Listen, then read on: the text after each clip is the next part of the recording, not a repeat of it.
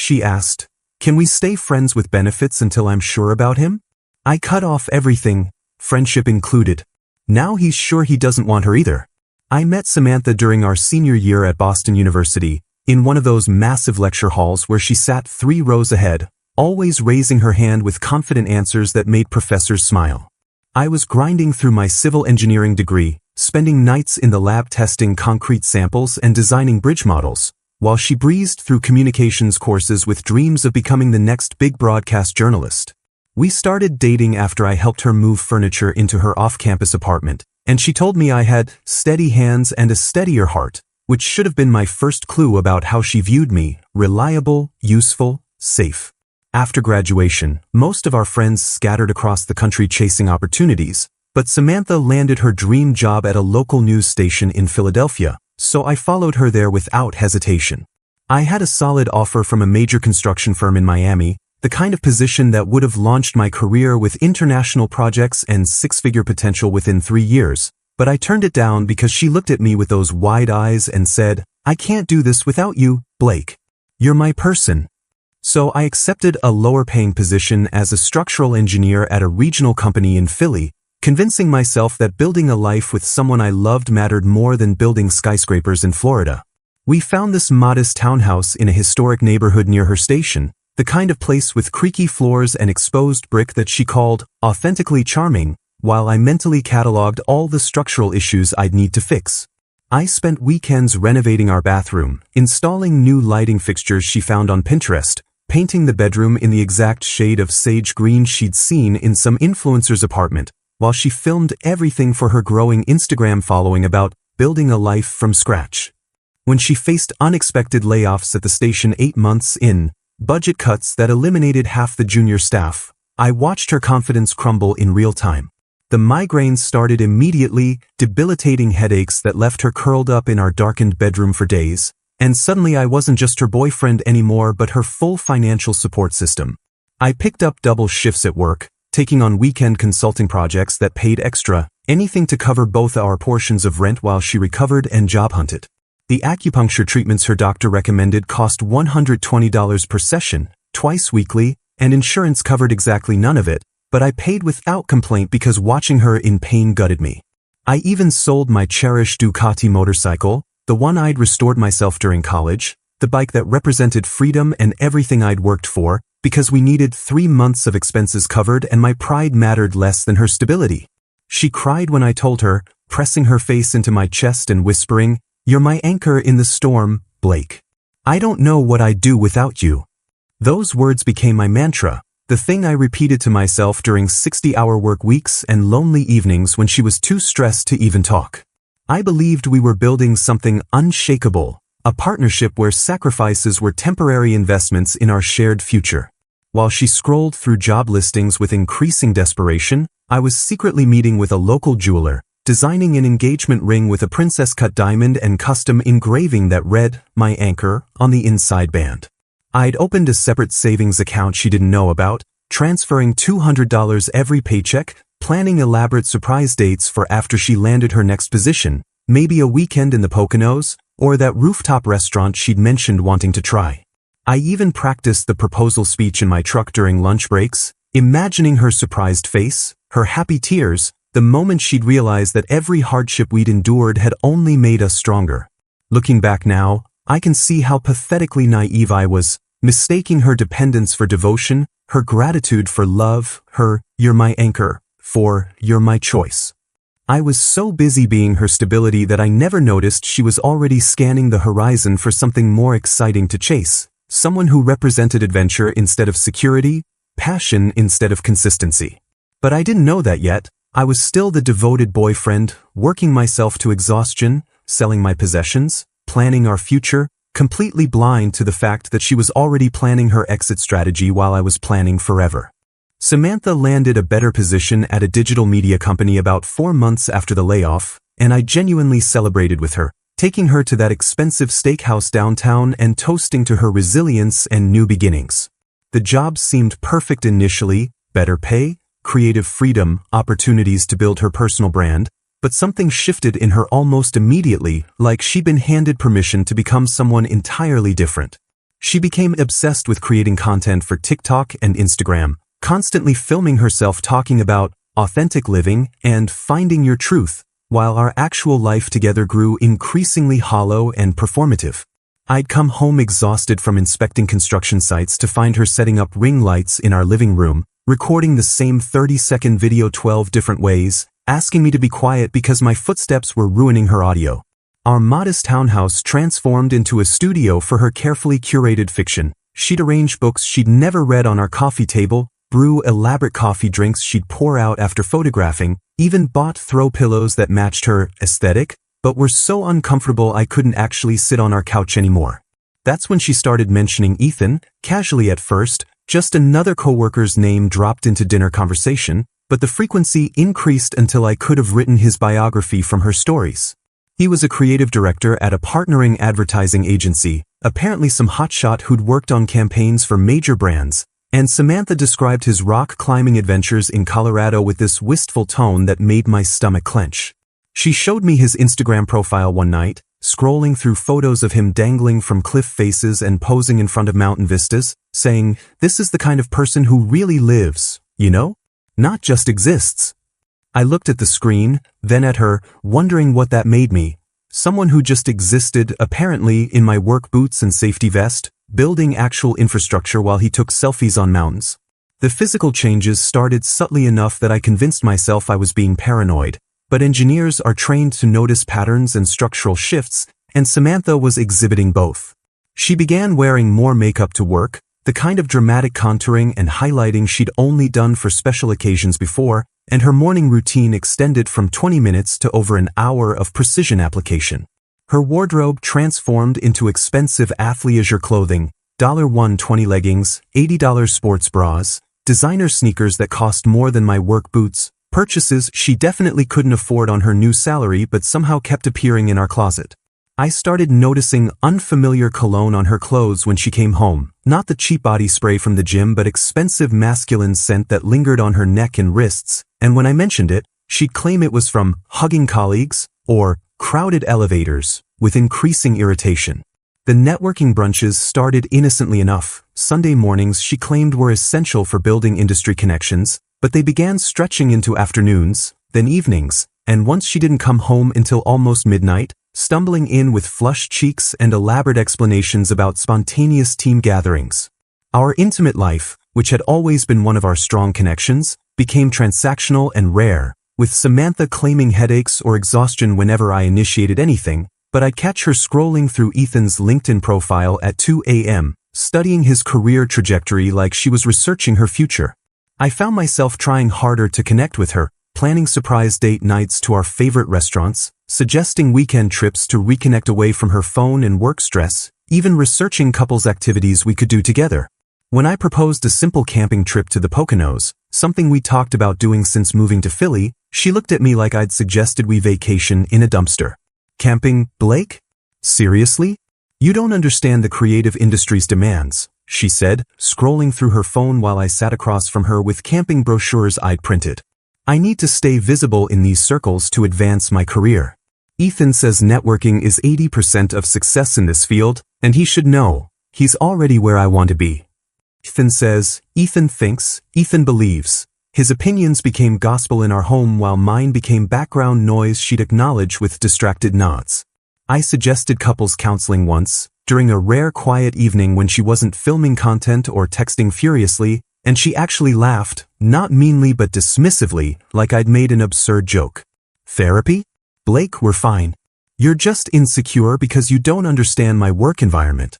This is what collaboration looks like in creative industries. It's intense, it's consuming, it's not like your 9-to-5 engineering job where you clock in and out.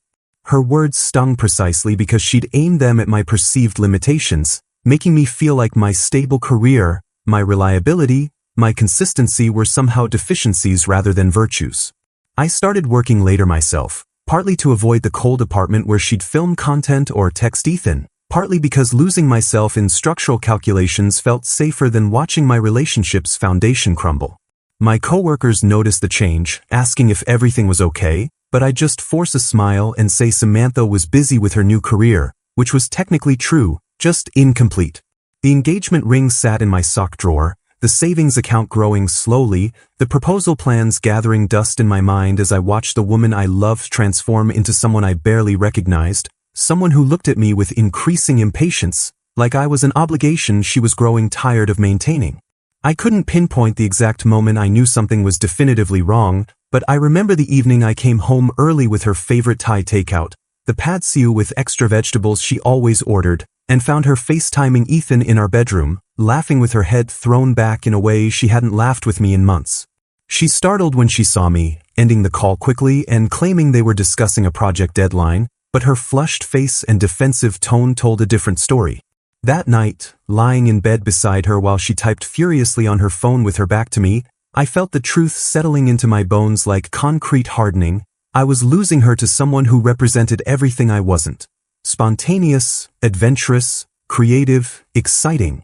I was the anchor, yes, but anchors keep you in place while she wanted to sail away, and Ethan was apparently the wind in her sails, the promise of a life more interesting than the one we'd built together through my sacrifices and her ambitions. The conversation that destroyed everything happened on a Tuesday evening when I came home early with takeout from our favorite Thai restaurant and a bouquet of sunflowers for no particular reason except that I'd seen them and thought of her. I found Samantha sitting at our kitchen island, laptop open, wearing the serious expression she usually reserved for important work presentations, and when she saw me, she didn't smile or acknowledge the flowers, just said, "We need to talk. Sit down."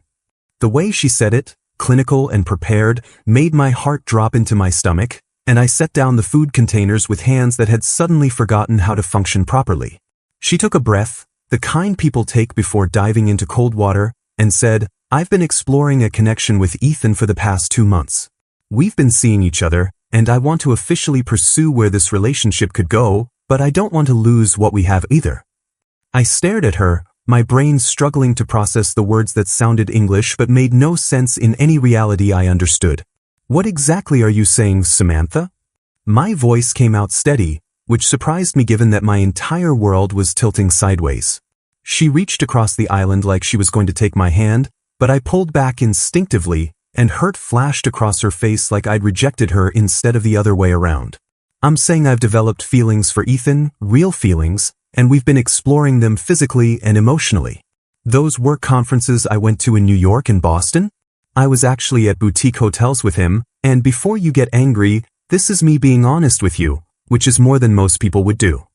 The casual way she admitted to months of deliberate deception, like she deserved credit for eventually telling me about her affair, made something cold and hard form in my chest. "You've been cheating on me for 2 months and you want congratulations for finally admitting it?" I asked, and she actually rolled her eyes, like I was being dramatic and missing her point entirely. "That's such a limiting way to view this, Blake. I want to officially see where things go with Ethan, but that doesn't mean we have to end what we have. You could be my emotional support person, we could still have our physical connection, maintain the comfort and stability we've built. It's called being progressive and honest instead of clinging to outdated monogamous expectations that don't serve anyone." She pulled out her phone then, the audacity of the moment almost impressive in its sheer disconnection from reality, and showed me a Google Doc she'd created, actually color-coded with different sections outlining our modified relationship structure. There were scheduled nights when she'd stay with me versus nights she'd be with Ethan, guidelines for communication and boundaries, even a section about how we could all eventually become friends and maybe take trips together. I scrolled through the document with numb fingers, seeing my life reduced to a spreadsheet where I was categorized as primary emotional support, while Ethan was listed as primary romantic interest, like we were job positions she was delegating responsibilities between. "This is insane," I finally said, pushing the phone back across the island. "You can't seriously expect me to agree to this." Her face hardened, the vulnerable expression disappearing behind irritation and entitlement. "Why not? Lots of people have polyamorous arrangements. There are entire podcasts about this, articles in major publications. You're being closed-minded because you're scared of losing me, but this way, you don't have to. You get to keep me in your life, just in a different capacity." The way she phrased it, like she was doing me a favor, like I should be grateful for the opportunity to watch her build a life with someone else while I provided emotional labor and physical comfort on her schedule, made me realize I'd never actually known this person at all. What about what I want? I asked, and she looked genuinely confused, like my wants were irrelevant variables in her carefully calculated equation. You want me to be happy, don't you? This makes me happy, Blake. Ethan makes me feel alive in ways I haven't felt in years. He's spontaneous and passionate, and he sees possibilities everywhere. With you, everything is so planned and measured and safe. I need both. I need his fire and your stability. She was actually smiling now, warming to her pitch like a salesperson who'd found the right angle. Think about it, you'd still get to live with me, we'd share Netflix, and you could keep your gaming console here. I'd even be okay with you seeing other people casually, as long as they understood I'm your primary partner. This could work, Blake. We could be pioneers in modern relationships. I sat there absorbing the full scope of her proposal, the months of planning she'd put into this PowerPoint presentation of how to have her cake and eat it too, and something inside me just broke. Not shattered dramatically, but cleanly snapped, like a support beam finally giving way under too much weight. Every sacrifice I'd made flashed through my mind in rapid succession, turning down Miami, selling my motorcycle, working double shifts, missing my brother's destination wedding in Mexico because we couldn't afford my flight after her layoff, hundreds of small moments where I'd chosen her needs over mine because I believed we were building something together. You're offering me Netflix access and gaming console storage as compensation for watching you fuck another man while using me as your emotional dumping ground, I said, and she winced at my language, like the crude words were the problem instead of the obscene situation she was proposing. When you put it like that, you make it sound terrible, she protested, but I stood up, my chair scraping against the floor with a sound that felt final. I looked at her sitting there with her color-coded Google Doc and her progressive relationship theories and her complete lack of understanding about what she'd just destroyed, and I felt nothing but tired disappointment for who she'd become, or maybe who she'd always been beneath the performance. This is who you are? I asked, not really expecting an answer. Someone who plans a double life in spreadsheets and calls it honesty? Who thinks accessories and streaming services are fair trade for loyalty and respect? She stood too, following me as I walked toward our bedroom, her voice taking on that pleading quality that once would have broken my resolve. Blake, please don't be like this. I'm trying to find a solution where nobody gets hurt. Don't you see? This way we all get what we need. You're being selfish by wanting me all to yourself when I'm offering you a partnership that could work for everyone. I turned at the bedroom door, and she was close enough that I could smell that unfamiliar cologne on her clothes, could see the desperation in her eyes that had nothing to do with loving me and everything to do with not wanting to lose her safety net. We're done, Samantha, I said, and started pulling my clothes from the closet, the muscle memory of packing taking over while my brain tried to process the surreal nightmare my life had become. She followed me around the apartment while I methodically dismantled our shared life with the same precision I used to design load-bearing structures, her emotional state cycling through denial, anger, bargaining in rapid succession. You don't mean that, you're just upset, she said, watching me pull toiletries from our bathroom, leaving behind the expensive creams I'd bought her. Then anger erupted when I started unhooking my gaming console. You're being a child. This is emotional blackmail. But I just carefully wrapped the cables, my hands steady even as my heart hammered. I pulled out my phone, transferring utilities to her name with a few taps, each digital signature feeling like signing divorce papers we'd never needed. She watched with growing panic, offering ridiculous compromises. Okay, forget Ethan. I'll end it right now. I'll block him, we can do therapy. I just shook my head, pulling my engineering textbooks from the shelf, the ones I'd studied during late nights when she was in hotel rooms with another man. I called Marcus, my best friend from college in Jersey, and his voice went deadly quiet when I gave him the abbreviated version. I'm on my way. Pack what you need tonight. Samantha tried grabbing my phone. You're choosing him over working this out? The irony wasn't lost on me. She'd chosen Ethan but was offended I was choosing my friend's couch over our bed. Then came her ultimate weapon, delivered with theatrical timing. I'm pregnant. I stopped and looked at her directly. No, you're not. Her face flushed. Yes, I am. I took a test last week. We haven't had sex in 6 weeks. I've been keeping track. So either you're lying, or that baby is Ethan's, and either way, it's not my problem. The pregnancy claim evaporated, replaced by threats. I'll tell everyone you were controlling. I'll post about emotional abuse on Instagram. I have 50,000 followers. I zipped my duffel bag and headed for the door. Do whatever you need to do, Samantha. I walked out carrying only my duffel and laptop, leaving behind 3 years of stuff that felt like crime scene evidence. The engagement ring receipt sat on the counter, my final statement about dreams that were never shared, placed next to her color-coded Google document. Before midnight, I blocked her everywhere. Phone, Instagram, Facebook, LinkedIn. Marcus met me with beer and silent empathy, the kind that doesn't require words. The next week unfolded like a military operation. I hired movers for Wednesday at 10 a.m. during her team meeting, clearing out everything I'd paid for. I closed our joint bank account after calculating exactly what I'd contributed, transferring my portion to a new account at a different bank. My email to the landlord was brief: please remove Blake Morrison from the lease effective immediately. Her response came in dozens of texts from blocked numbers, emails from unknown accounts, even messages through my company's inquiry form. But I was done responding, done being the support system for someone who'd systematically destroyed everything while planning spreadsheets of how to keep using me. By Friday, I existed in a strange liminal space, technically homeless but staying with Marcus, technically single but carrying the weight of a dead relationship. My engineering mind kept trying to identify the critical failure point, but maybe that was wrong. Maybe the foundation had always been flawed, built on my devotion and her convenience, and I just hadn't seen the cracks until the whole structure came down, leaving me in the rubble with a duffel bag and the knowledge that I designed my own demolition by loving someone who saw my steadiness as exploitation rather than a gift. I crashed on Marcus's couch in his Jersey City apartment for 2 weeks, spending sleepless nights staring at the ceiling while replaying every moment, every conversation, every sign I'd missed or deliberately ignored because acknowledging them would have meant admitting my relationship was a construction built on sand. Marcus never pushed me to talk, just left coffee on the table in the mornings and beer in the fridge at night, the kind of silent support that meant more than any platitude about fish in the sea or her loss. But on day 10, when he found me scrolling through old photos of Samantha and me at 3 a.m., he physically took my phone and said, "You're seeing someone tomorrow. A therapist." My treat, non-negotiable.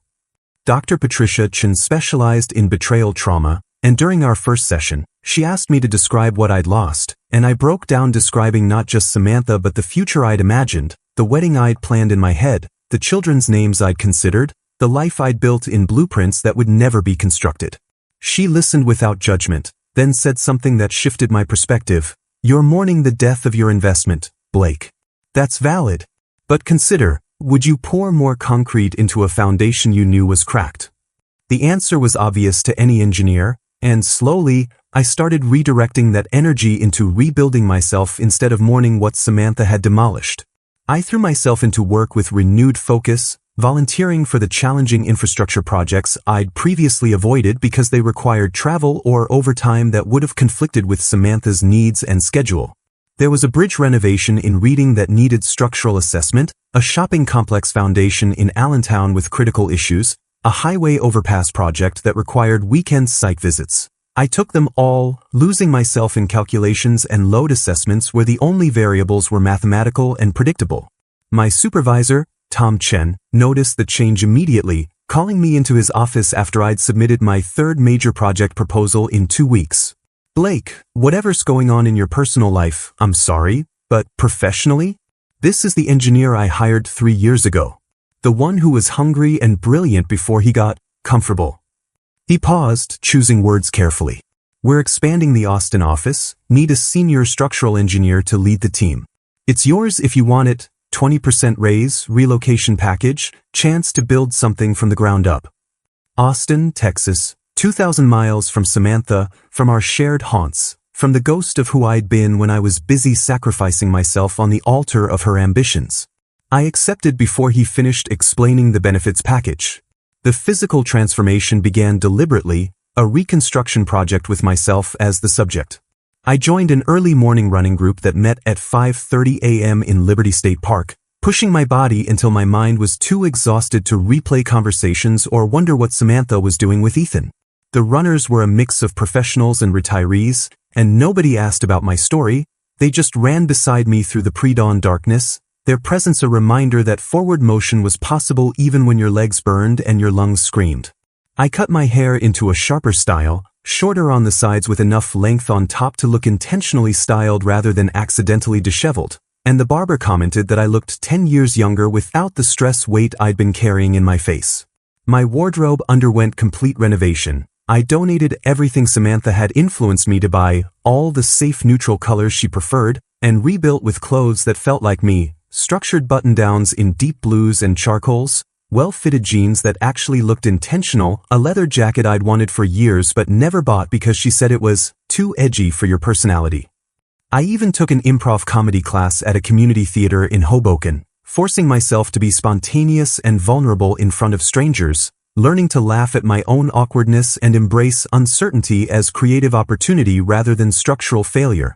The class was full of weirdos and theater kids and people comfortable with chaos, and their energy was infectious. I discovered I could be funny when I stopped trying to be perfect, that my analytical mind could generate humor when I let it play instead of just calculate.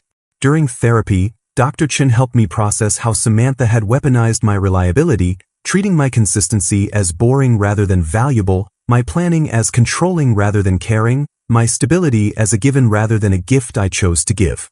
We talked about patterns from my childhood, being the eldest son of working-class parents who relied on me to be responsible while my younger siblings got to be spontaneous and carefree. I'd learned early that love meant sacrifice, that being needed was the same as being wanted, that my worth was tied to my usefulness. Blake, Dr. Chen said during our 6th session, you built your entire identity around being someone's foundation. But foundations don't get appreciated until they crack. You deserve someone who values you while you're strong, not just needs you when they're falling apart. The words hit like a revelation, and I started recognizing how many relationships I'd approached as engineering problems to solve rather than partnerships to enjoy. Mutual acquaintances started reaching out with careful questions about the breakup, fishing for details they could share in group chats or use to pick sides in a drama I'd already exited. I maintained dignified silence, responding with simple, "We wanted different things," when pressed, refusing to engage in the narrative warfare Samantha was apparently waging across social media. Through Marcus, I heard she was posting cryptic quotes about toxic masculinity and men who couldn't handle successful women, painting herself as the victim of my insecurity rather than the architect of her own betrayal. Her friends left comments about dodging bullets and knowing your worth, creating an alternative history where I was the villain who couldn't appreciate her growth. Let them believe it, I decided. People who knew me would see through the performance, and people who didn't weren't worth correcting. I focused on becoming someone I respected rather than defending myself to people whose opinions didn't matter. The truth about Ethan came through Marcus about 6 weeks after I'd walked out, delivered with the kind of gleeful schadenfreude that only best friends can properly execute when karma finally shows up to collect debts. "Bro, you need to sit down for this," Marcus said, pouring us both whiskey even though it was Tuesday afternoon. Ethan was dating 2 other women the entire time he was with Samantha, one from his actual company, another from a client firm. Treated all 3 like casual flings, rotating through them based on his travel schedule and whatever suited his convenience. I took a slow sip, letting the burn distract from the vindication I felt. How'd Samantha find out? She showed up at his loft unannounced last Friday night with an overnight bag and expectations of exclusivity, found him with the client firm girl, and apparently lost her mind. Ethan literally laughed in her face, called building security to escort her out, then blocked her number while she was still in the elevator. The image of Samantha's humiliation should have brought me satisfaction, but mostly I felt exhausted by the predictability of it all. She'd chased excitement and found exactly what that kind of man offers. Nothing sustainable, nothing real, nothing worth the destruction she'd caused. But karma wasn't finished with her professional life either, and the universe apparently believed in comprehensive demolition. The digital media company discovered she'd been inflating her engagement metrics, buying fake followers and using bots to inflate her content performance, essentially committing fraud to justify her salary and position. Worse, she'd been using company resources, their photography equipment, their editing software, their office space, to create personal content she monetized separately, violating multiple clauses in her employment contract. They fired her immediately, escorted her out by HR with a box of personal items, and their legal team sent a cease and desist letter threatening to sue for misappropriation of company assets. Her carefully curated Instagram presence, the one she'd prioritized over our relationship, became a liability overnight when brands started dropping sponsorships after learning about the fake metrics. Samantha's desperation manifested through increasingly unhinged attempts at contact that would have been concerning if they weren't so pathetically transparent. She created fake Instagram accounts with random usernames like Jenny_lifestyle_2024 and Philly_foodie_real, following me and viewing every story I posted about my new life, my running progress, my improv class performances. I'd get flower deliveries at my office, always sunflowers, like the ones I'd brought home that final night, with cards begging for just one conversation to explain everything. She showed up at my gym twice before management threatened her with a restraining order, lurking near the entrance until I spotted her and immediately turned around, forcing her to either leave or face legal consequences. The flying monkeys emerged in force, mutual friends suddenly messaging me with coordinated talking points that were clearly scripted by Samantha herself. "You're being a cold-hearted bastard for abandoning someone going through a crisis," wrote Jessica, who'd never particularly liked me when we were together. "Real men support their partners through mistakes instead of throwing them away," added Brandon, who'd hit on Samantha at a party once and she'd laughed about it for weeks. Even Samantha's mother left voicemails, her voice thick with maternal indignation about how I'd broken her little girl's heart and destroyed her self-esteem when she needed support most, conveniently forgetting that her little girl had created a Google Doc outlining how to cheat on me systematically.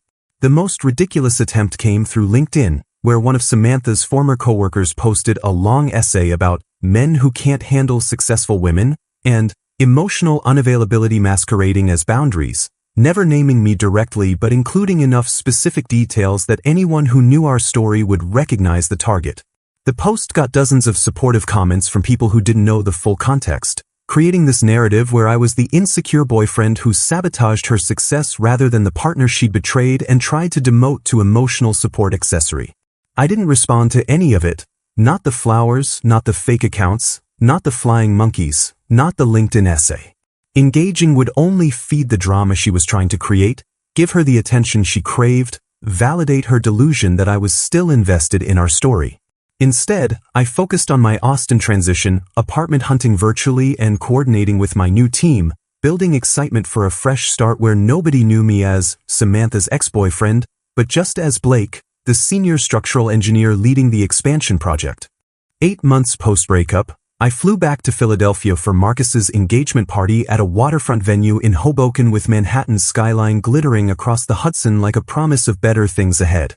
I arrived with colleagues from Austin, Tom and his wife, plus 2 junior engineers I'd recruited for our team, feeling genuinely proud of the life I'd built from the wreckage Samantha had created. The promotion had exceeded every expectation, the Austin office was thriving under my leadership, and I'd even started casually dating a landscape architect named Riley who I'd met through my running group, someone who appreciated planning and stability instead of resenting it. I was standing near the bar, laughing about a construction site mishap with Tom, when I spotted her across the venue. Samantha looked like a shadow of herself, wearing a dress that hung loose on her diminished frame, makeup unable to conceal the dark circles or the desperate energy radiating from her like heat distortion. She saw me immediately, her face cycling through shock, hope, calculation before settling on determination, and I watched her excuse herself from whatever conversation she was pretending to have and make her way toward me with purpose. "Blake," she said, her voice cracking on my name like it was a lifeline she was grasping. "Can we talk? Please, just 5 minutes on the balcony?" I glanced at Tom, who raised his eyebrows in silent question, and I nodded toward the group. "I'll be right back." The balcony overlooked the waterfront, the November air sharp enough to make her shiver in her inadequate dress, and she wrapped her arms around herself like she was trying to hold together pieces that kept falling apart. "You look really good," she started, her eyes scanning me like she was cataloging every change. The haircut, the confidence, the expensive watch Tom had given me as a congratulations gift. "Austin's treating you well." "What do you want, Samantha?" I kept my voice neutral, not cruel but not warm either, just tired. She took a shaky breath, and I could see her gathering courage for whatever script she'd rehearsed. "Ethan was using me. The whole thing was revenge because I turned him down years ago when he first asked me out. He admitted it while I was being escorted from his building by security, said watching me destroy my relationship for him was poetic justice for bruising his ego. She laughed bitterly.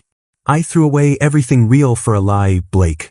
I lost my job, my apartment. I'm living with my parents in Connecticut working at a Target to pay off credit card debt.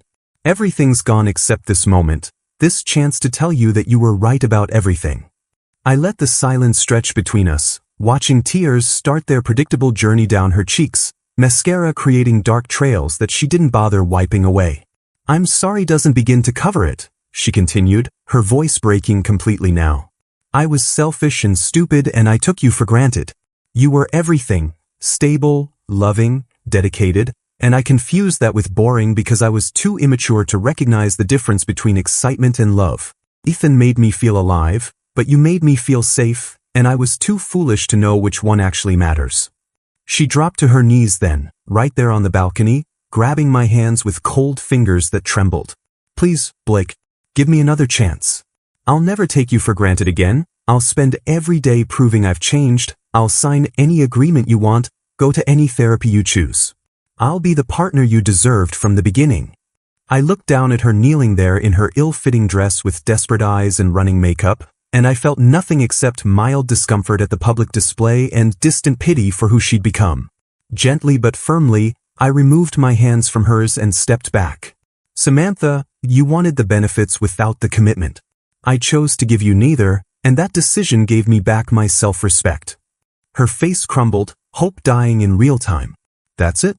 After everything we had, everything we could still have, that's all you have to say? What we had was me sacrificing while you took.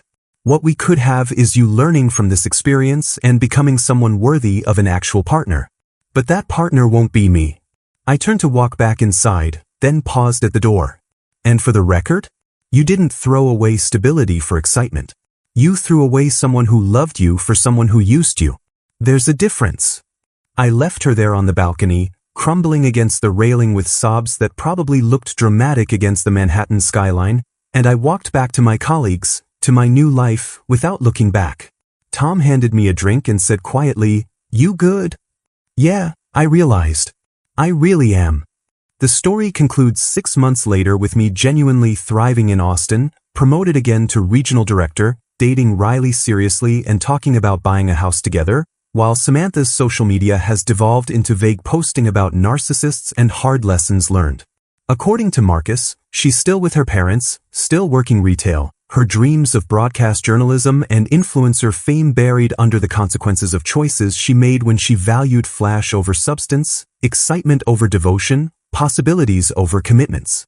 I never heard from her again after that night on the balcony, and honestly, I stopped thinking about her entirely once I realized the best revenge wasn't vindication, it was building a life so fulfilling that she became irrelevant to my happiness. Riley and I closed on a house last month, and as I signed the mortgage papers with someone who actually wants to build a future with me rather than just use me as their foundation while they explore other options, I felt grateful for Samantha's betrayal. She taught me exactly what I don't want, showed me the warning signs I'll never ignore again, and freed me to find someone who sees my reliability as a feature rather than a flaw, my planning as partnership rather than control, my consistency as the rare gift it actually is.